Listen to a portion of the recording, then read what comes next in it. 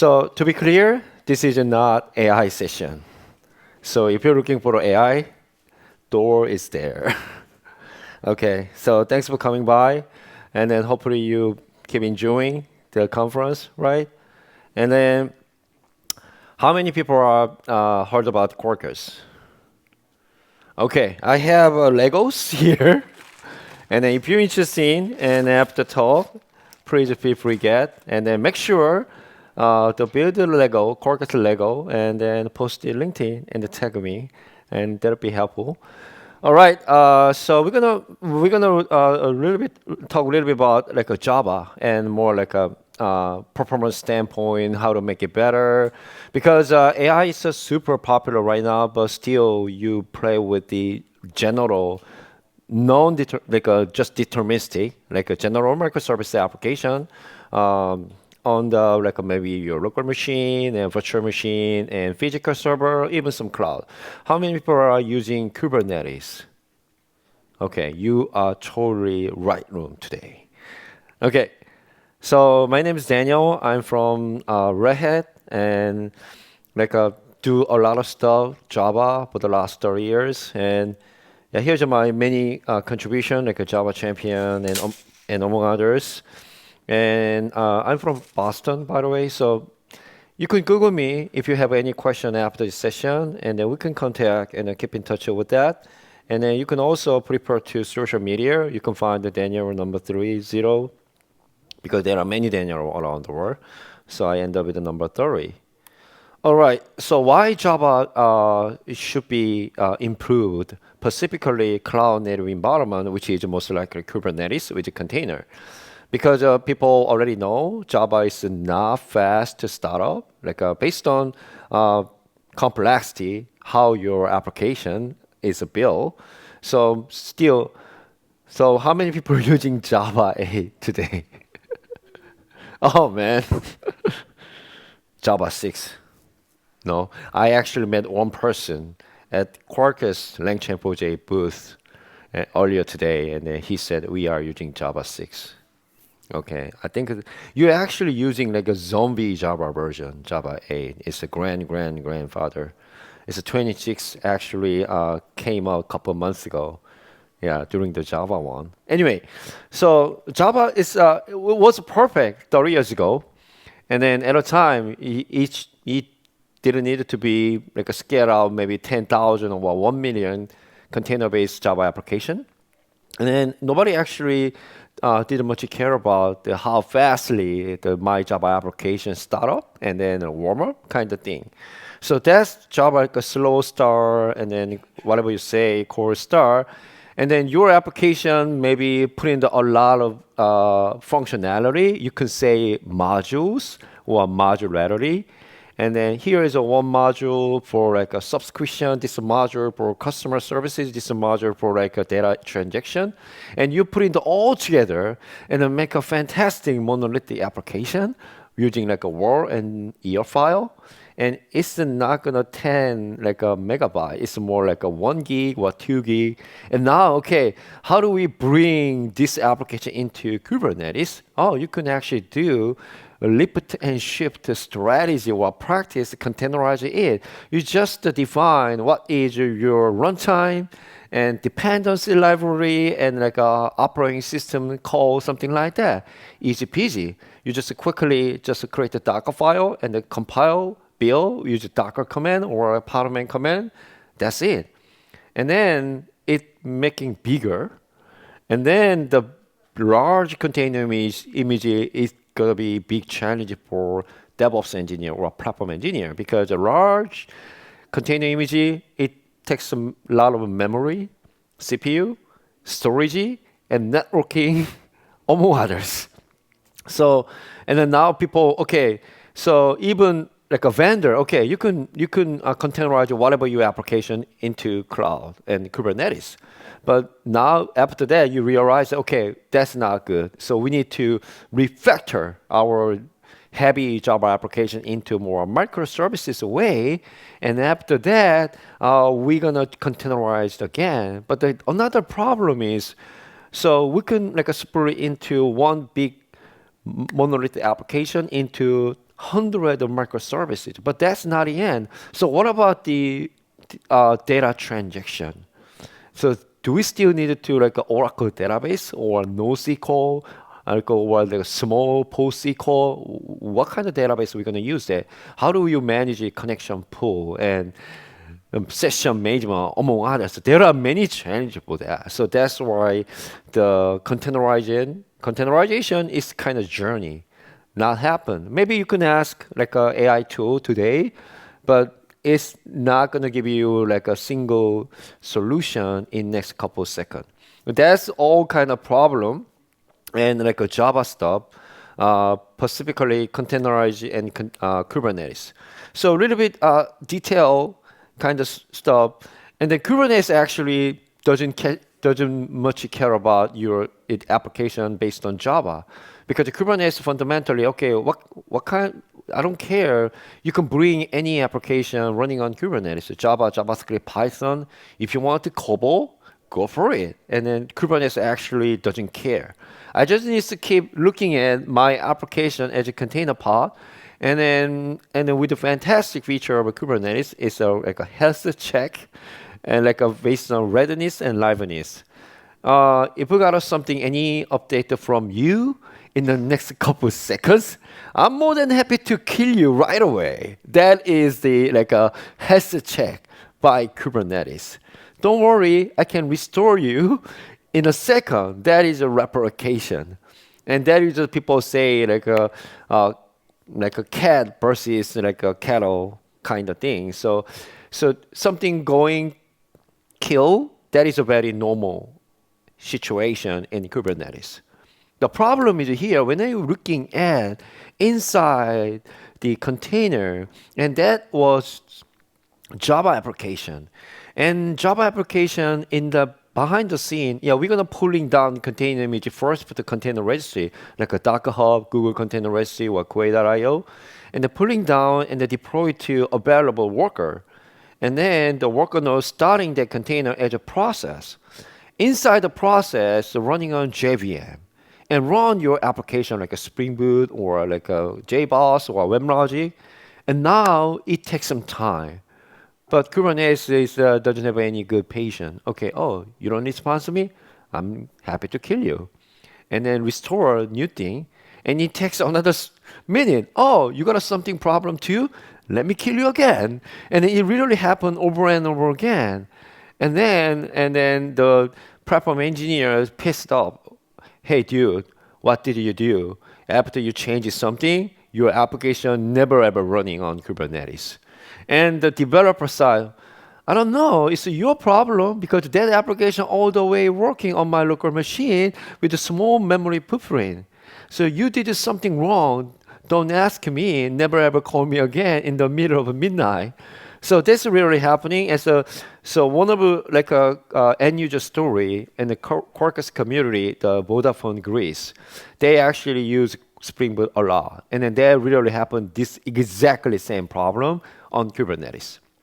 And then they researched and explored what alternative Java frame we can fix the problem, or we need to go to another program language like a JavaScript or even Golang and Python.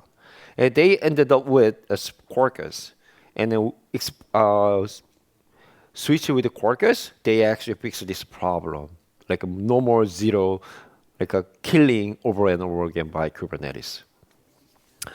So as you expected, so challenge equal solution. So what is like a criteria to solve this problem, specifically your Java application container runtime? So we're gonna make the application faster start time, not takes like a 1 minute or 2 minutes, and like a consume less memory, and then make a smaller container image. And then you know what, there are many like open source tool from like OpenJDK and among other open source project give some this kind of capability. And for like a Java developer standpoint, so I don't want to have new tools. I don't want to keep using my existing. For example, I have already 12 tools. And then I have a problem, but unfortunately, my 12 tools cannot fix this problem. That's why I have a new tools, and hopefully this new tool fix new problem, but also address existing old one. I just need to one consolidate new big giant shining tool. And 6 months later, oh, now you have a 13 tools. So that's the problem. And then maybe a technical debt, you can say that. So that's why developer already looking for the more like a consolidate some kind of new Java framework. That Java framework already putting together all capability and then make it happen. You can do that like a Spring Boot, some kind of angle. And the Quarkus basically was born like 2019 on November, almost 7.5 years ago. At a time, there's a new technology like a container Kubernetes already born in the world, like back in like a 2014, if I remember correctly. And the Quarkus is 5 years later already designed for that kind of scalability and performance on top of the Kubernetes container. But that does not mean you cannot use Quarkus outside the Kubernetes. You can still use Quarkus any kind of environment, but if you use Quarkus for Kubernetes specifically, you probably maximize your like a performance and optimization as well. So here is just some kind of many other open source tool you can actually consider to solve this kind of challenge for performance standpoint. Like how to make a linear container image, like a smaller, but you don't want to use like a container runtime locally because some enterprise company, they don't allow install like a container runtime, like a Docker apartment in the corporate laptop or a desktop. Even if they allow to install, but they don't allow you access container registry at all.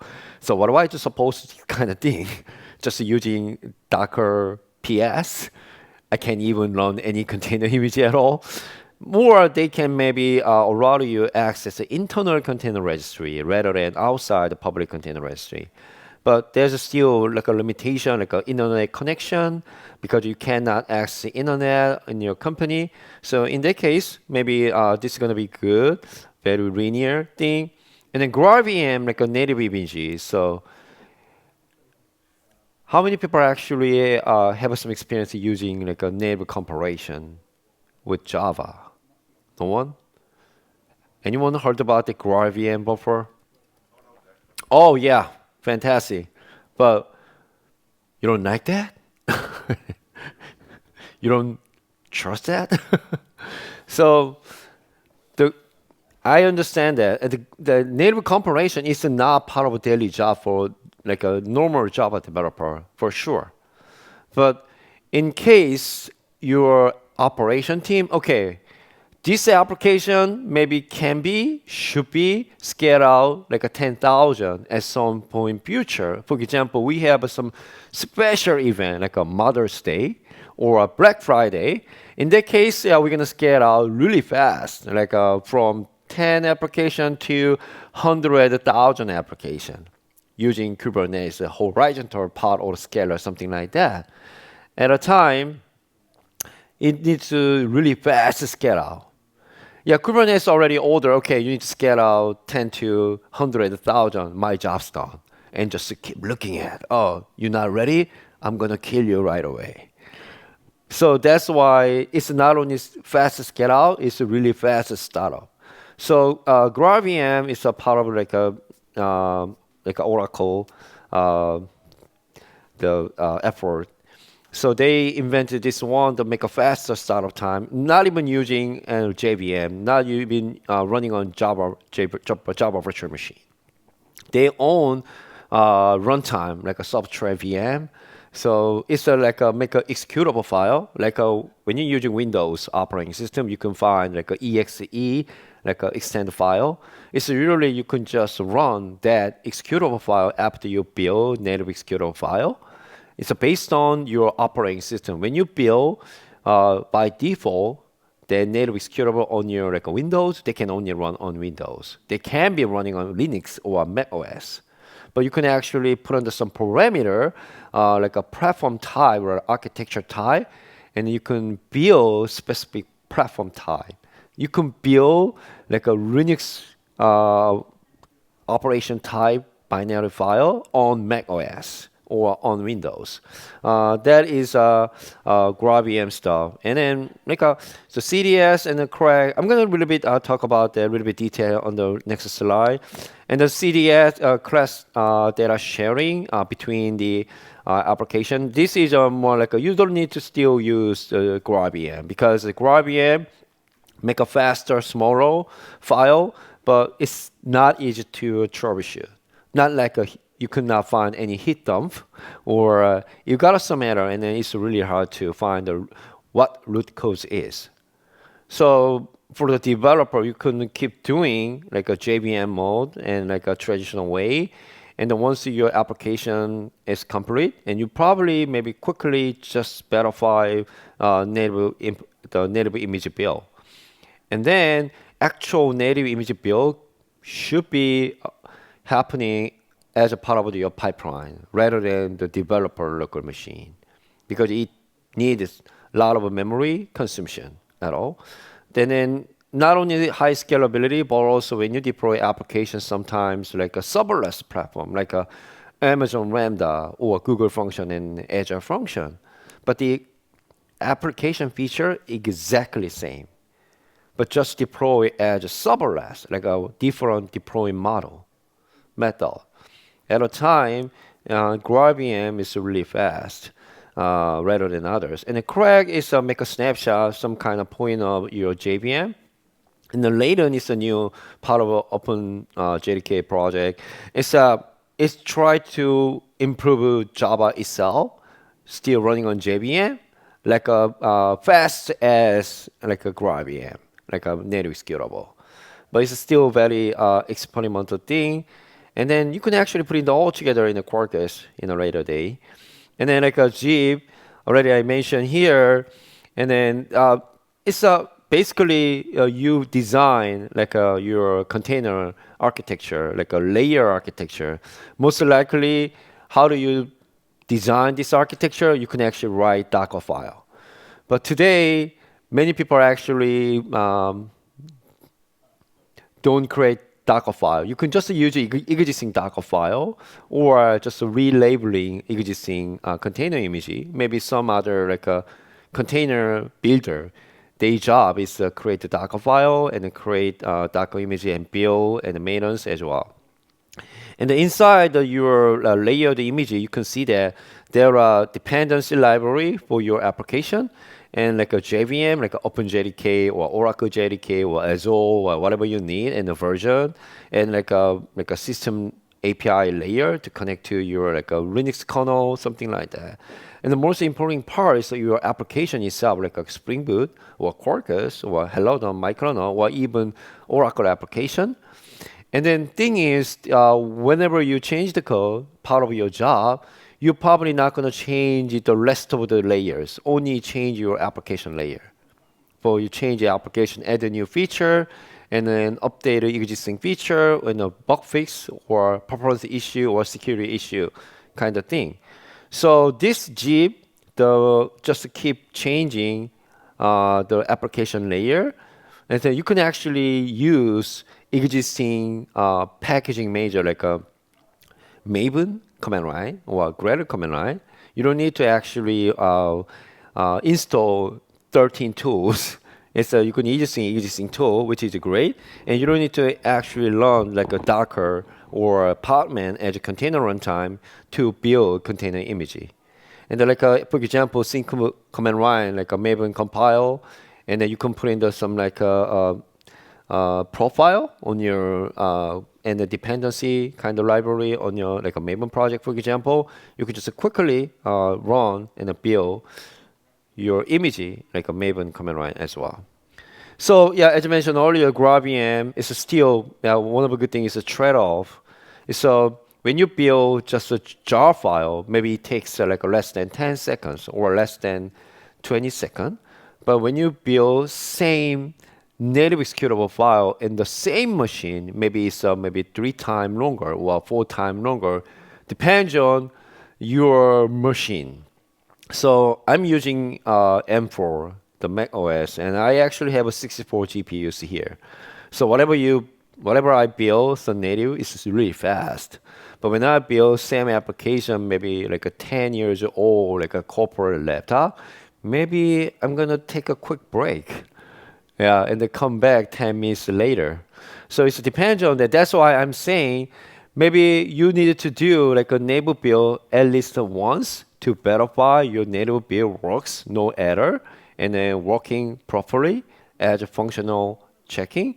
But whenever you change the code, you shouldn't do that. You probably ask some pipeline guy, hey, just build again, and then quick sanity test for like a functional or performance and so on. And also developer standpoint, it's really hard to troubleshoot and debug. And there's also some kind of tool like uh, what is that called name? I don't remember right now. Some kind of tool part of OpenJDK. It actually like uh, debugging some kind of telemetry data from like a native executable file, but not like a heap dump stuff. But you could still find out some of the error and then like some stack tracing, similar thing, but not exactly same thing. Yeah, that is some kind of another tool. You can actually use that rather than previously you can use like a Java bug debug module or tool kind of thing. So Quarkus, as you mentioned earlier, you can actually bring in together all the time, and the most likely the primary goal of the Quarkus is accelerate developer productivity. So how do we define developer productivity today? So whatever you do, so as a developer, you can do mainly three things every day, single day. Write a code.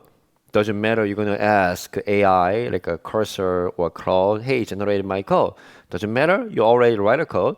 And then build that code and test it. You got some error, back to the code, debugging, change the code, build again, test again. Everything's fine, commit and push. Job done.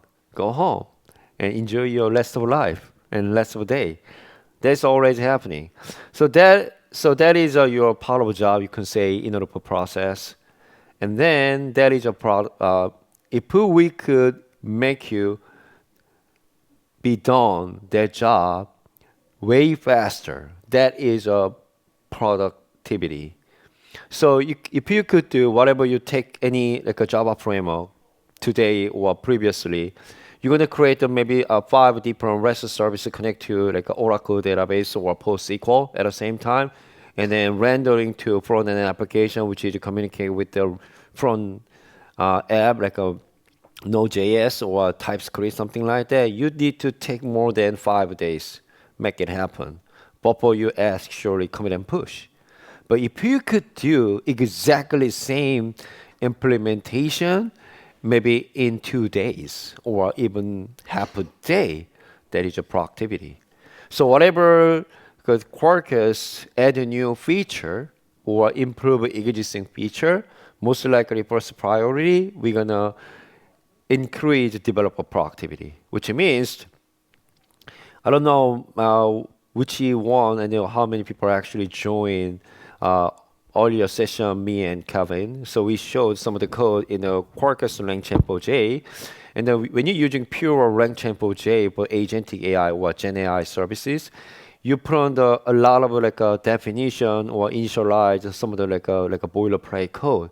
And then when you go to Quarkus, Quarkus integrate LangChain J as one of the fundamental library, and you can just use a few annotation, which we said declarative API in Quarkus. Because annotation, which is the most popular way how to implement like a CDI injection for Java developer for the last like 10 years. So you don't need to learn about something detailed. You already are familiar with the abstract. So that is annotation. So that is a Quarkus.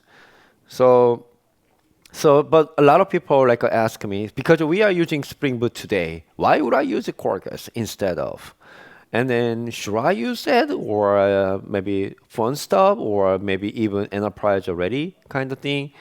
So you can actually give it a try. And then my colleague Eric Giandria and I, we actually wrote the free downloadable ebook. You can actually search like a Quarkus for Spring developers, and you can download for free. And then there are multi chapters, like a first chapter, how to implement REST API using Spring latest version and using Quarkus the latest version. We have a all sample application, pretty much the same, but different Spring way, Quarkus way, and publicly available GitHub repo.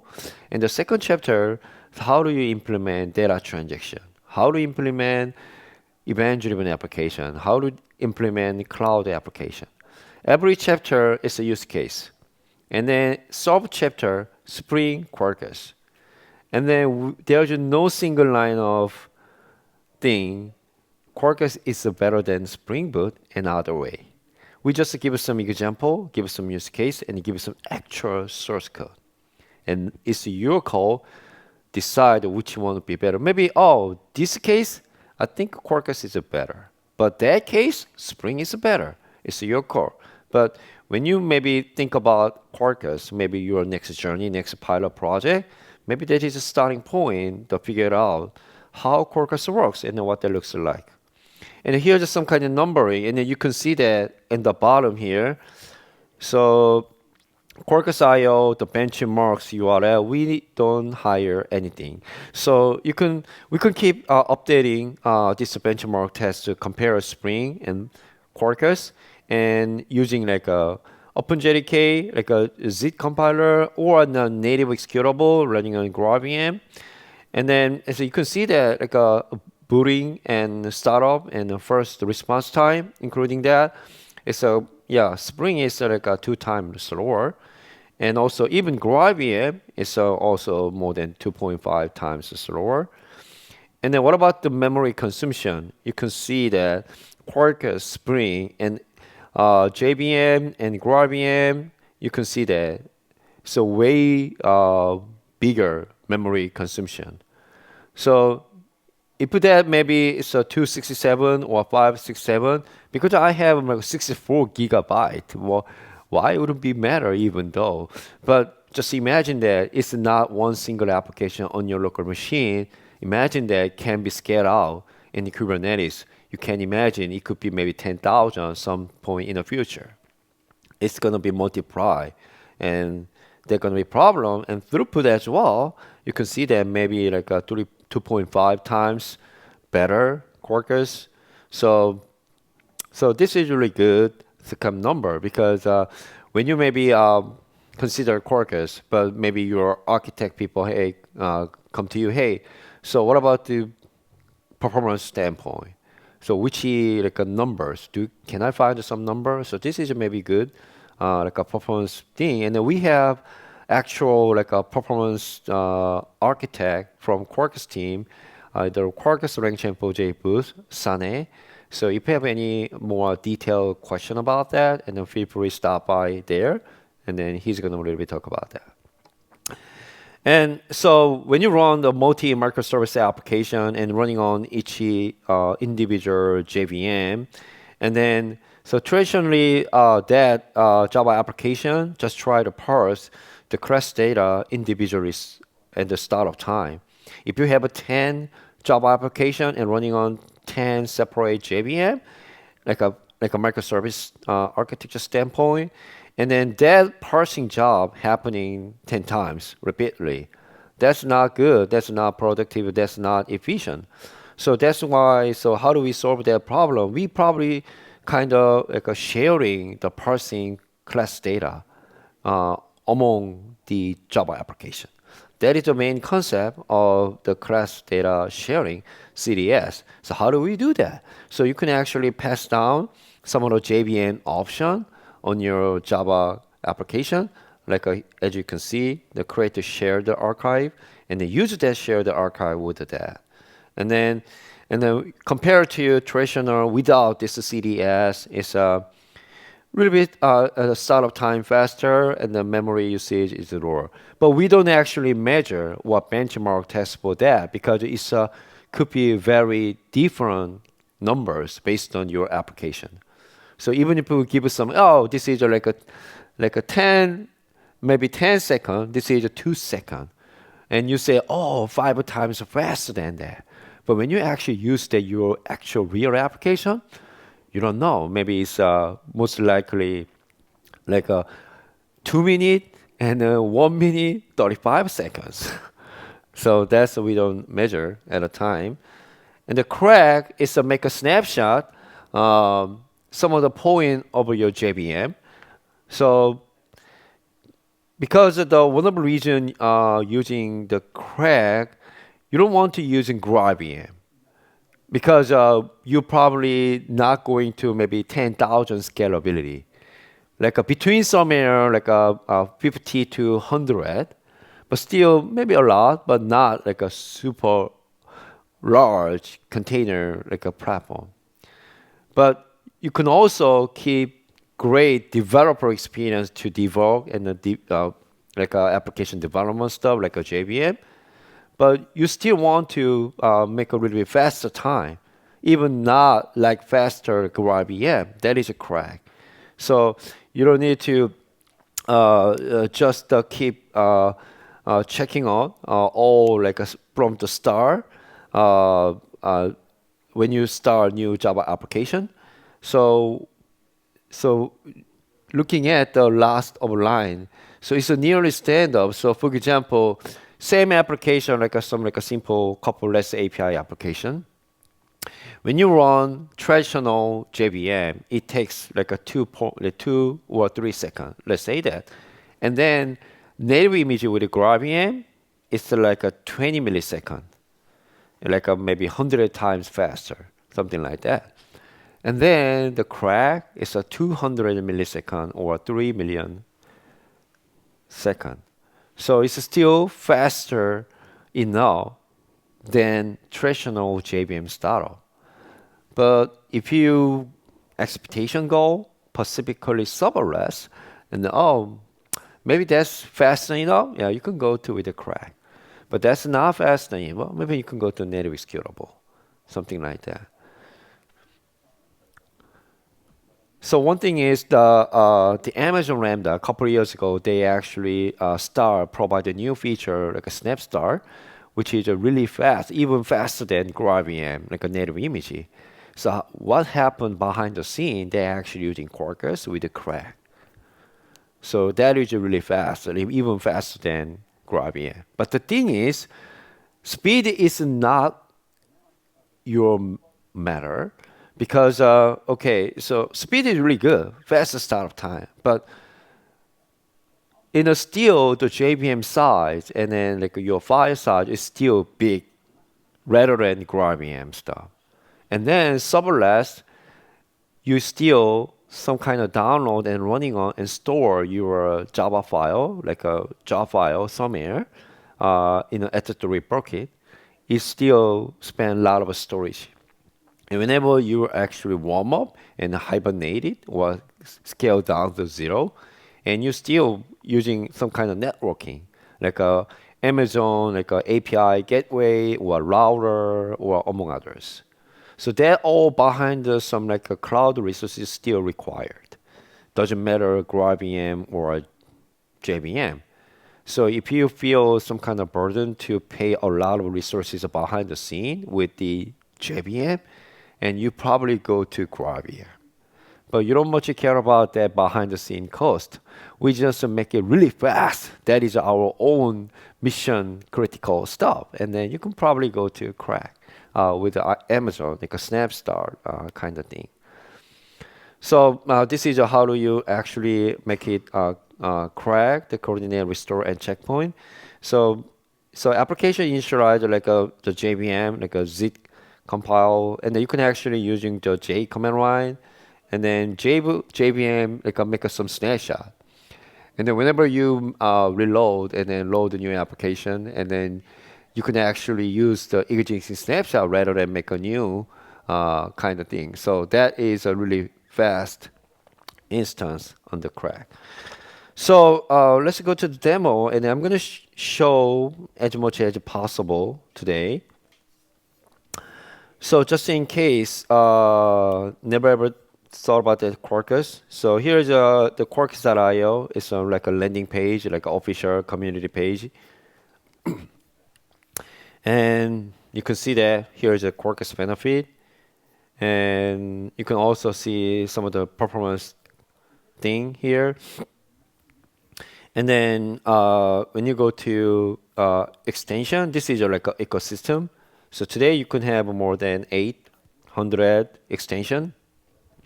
It's a keep adding more and more, not only individual developer and then Red Hat and IBM, Quarkus engineering team, but also any like a vendor like a Microsoft, Google, and Amazon, among other vendors as well.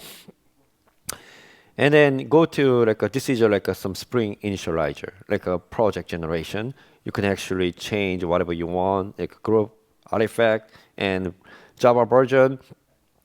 In the Java version, unfortunately, there's no Java 8. Sorry about that. So does not mean you cannot use other version after 17. You cannot use 11. But 17 or 18, 22, even 26, you can use it today. But reason why we only list up 3, this is your LTS version. And so there are many ecosystem, but pretty much smaller than Spring ecosystem though. But sometimes it's really hard. What kind of library I need to put together for my like a new application? That's why we give some here example cases here. REST services and database and then like event-driven application and web application, and we also have an AI application. If I go to AI application, you can see that OpenAI and CRaC. You can actually uncheck and checking whatever you want kind of thing. So I have my application here. So I'm going to try to make it a little bit bigger. Okay. And then it's a very simple application. I'm going to try to run. First thing is Quarkus demo. It's we say live coding. You can see that live coding activated and dev activated. So whenever I change the code, excuse me. So whenever I change the code, I don't need to recompile, rebuild, restart my application on time. It automatically done by Quarkus framework in a second. So that's really happening. And like a JavaScript today. And so application is pretty simple. It's just one like a REST API here, like an endpoint hello. And then like a one REST API return like a hello Java developer. And the other one is a high performance Kubernetes Java with the Quarkus. So if I like go to landing page, like a press W from like a terminal or like go to URL directly, and then you can see that this landing page, and then go to dev UI, and you can also see here is the endpoint. When I go to dev UI, and now you can see some of the code here. This is great because you can see what kind of library already pulled down on your local file system, but also you can find the old configuration. It's not only your programmable configuration, but also underneath like a runtime engine configuration. And this is your WAM UI, like your source code directory. Sometimes you probably need to change that, and then you can actually here directly rather than back to your IDE. And here's the endpoint. If I go to endpoint hello, and you can see that hello Java developer, and you can go to like another endpoint and high performance Kubernetes Java with the Quarkus. And here's the continuous testing. It's another kind of stuff. And then like a dev services in the built-in test container. And README and dependency is really complex behind the scene. So that's why you can just use a bunch of the great capability.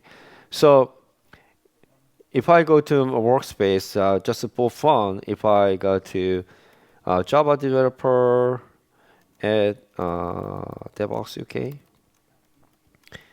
and if I save a file, and I got an error because I expecting hello Java developer, but you actually changed the code. It's really notifying me. And then, but thing is, when I go to endpoint and reload that, and you can see that hello Java developer at DevOps UK. I didn't even just start my runtime. Like I didn't need to start my Maven command line and then rerun Spring Boot stuff because this automatically recompile, restart in a second, just like a JavaScript. And then if I want to fix the problem, I can go back to my application, maybe test case here, and then like at DevOps UK. Is that right? And go back to here. Oh, now it's back to the normal. So that's the thing. And now, so let's try to do like the tool chain stuff. How do you can do that on your like a Quarkus and local environment? So if I just click and then, so let me try to, you can use it as a Quarkus command line if you want. And then here's a Maven clean like a package. So if I make some Java package right away, and then you can do the testing stuff as well, and then I just done. And then if I run the Java command line with that thing here, and before that, here's my Mac system monitor. And then if I try to search like Java today, I don't have any Java application right now. And then if I run it, and you can see that I just needed to like a 0.2 second. It's still fast enough. And then when I go to here and a new Java application start, which is like 102 megabyte, just remember that. And then let's try to access to one of the endpoint here. Like you can say that. And a couple of times, if you maybe spike, and then you can see that like from 102 and 105, small memory spike kind of thing. And then back to my application. And if I build again, just pass down native, because the old Quarkus project is already built in that profile on the bottom of your project, Maven, Gradle, that both working, and you can go here. So native is already there, so you don't need to put in any configuration additionally, and you can just put in the pass down like a -d native, and then native compilation. Basically, you can create the job first, and then try to make an executable file with some necessary library, just like when you build container image. And then, so previously it takes 4 seconds to build job file. Now we took more than 33 seconds. But it depends on your machine and the complexity of your application. But here's an interesting number here. So there are many like a GC happen, and also more than 2.7 memory actually consumed. But CPU, very little. So if you don't have enough memory resources on your local machine, you cannot even build a native executable kind of stuff. And then when I'm looking at target directory, now you can see that here's a new 45 megabyte small size file and an executable file. So I can literally just run directly, no more Java command line and runner. If I run it, now you can see that 28 milliseconds. So previously it's 230 seconds. It's almost 10 times. Not technically 10 times, but if you do good at math, and then maybe 9.67, something like that. So, and 28 milliseconds. And then when I go to memory consumption, let's try to, oh, you already see that. 8.3 megabyte. Previously 102, 105, it's like a 12 or 13 less memory footprint.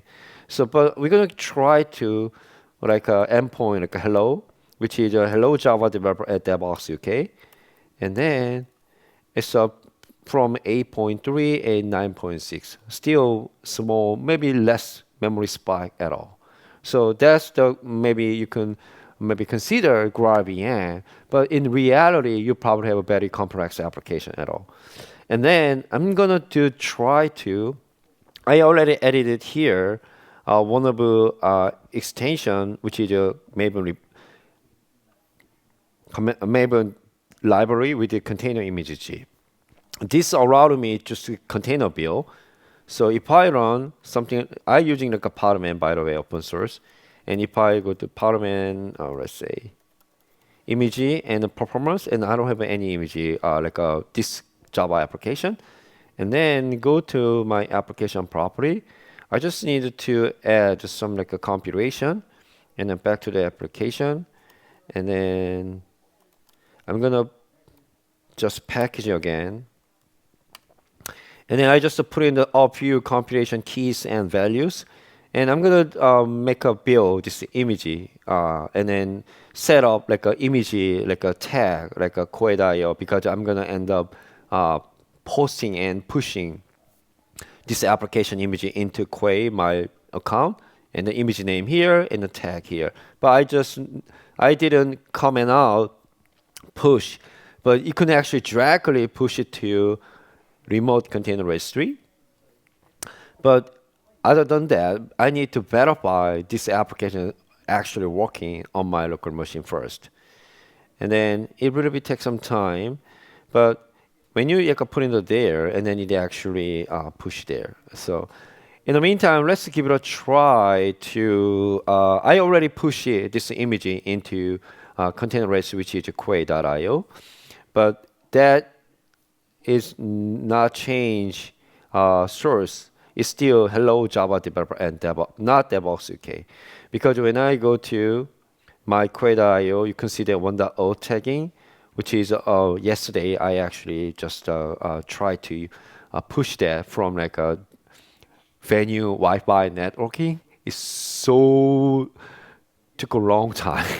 So I'm gonna try to deploy this application Kubernetes directly. So this is my Kubernetes cluster running on Red Hat OpenShift. I can quickly deploy container image with the full name here, Quake Daniel or high performance Java 1.0 is a validate means I can access that. And then let's try to, this is a Quarkus application logo. And then deployment, not using like a serverless. And I just deploy. And in the meantime, it's still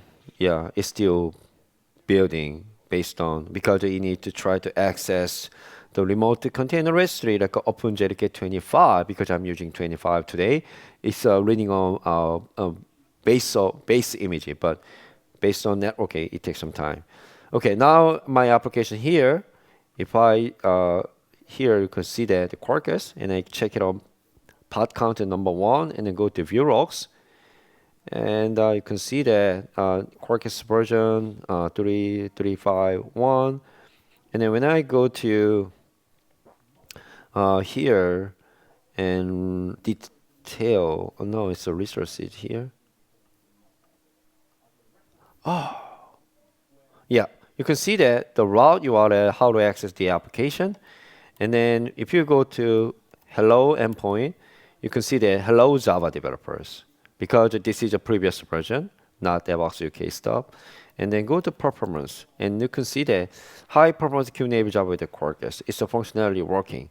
So if I go to open another terminal, and then if I set like a scale out like 100, and if I just running on for the remote cluster, and now you can see that it's 100 contain Kubernetes already dropped on. I just scale out 100, and now it's waiting for Kubernetes. Because the Kubernetes, okay, you don't have any response for me in the next couple of seconds. I'm more than happy to kill you. But as you can see, it's Quarkus. You can see that, but here's the number, so it's really fast. And then it's gonna be scaled out really fast. I just using JVM. If you're using like a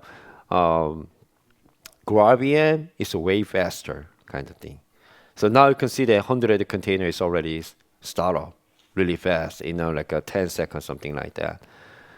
So that's the kind of demo. And let me just quick summarize. That is how I showed the demo kind of thing.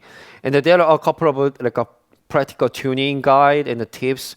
in a like a more like a startup time reducing. So try to make a small base image like using like a UBI universal base image like a micro image rather than like a big image. Big image is still good enough. You can have many like a debugging capabilities, some of the stuff, but sometimes you don't even need to do that. And then try to optimize the first layer, which is like an application layer, and then try to select GraalVM or just JVM or even CRaC, and try to set up like a JVM option, something like a CDS, and then like a pre-initialized resources, and rather than do the every single time. And also the Kubernetes probe, how do you check to your readiness and liveness? Maybe you got something wrong, like endpoint stuff. Maybe it's a misunderstanding or mislead over Kubernetes, like a killing application all the time. But also you can actually looking at container efficiency. Maybe it's not part of your job, but Quarkus actually allow you set up like a CPU memory or request REMI kind of configuration in your application properly directly. And then that is allow you make your optimized application, and then how to connect to database to your multi application in the runtime, and keep using try to raise the version, not Java 8 kind of thing. And then yeah, of course you have put in the like some observability in your Java application, like OpenTelemetry or Jaeger, among others, which is really helpful for you investigate your application. So Java is still very relevant to Kubernetes friendly and cloud native environment. As you saw in the demo, you can actually put it all together in a Quarkus framework. It's an easy peasy way with the developer experience and more like a less code, and then more like a enjoy your like iterative process and so on. All right, we are out of time, and thanks for attending. If you have any question, I'm still here and over there, and let me know. Thank you so much.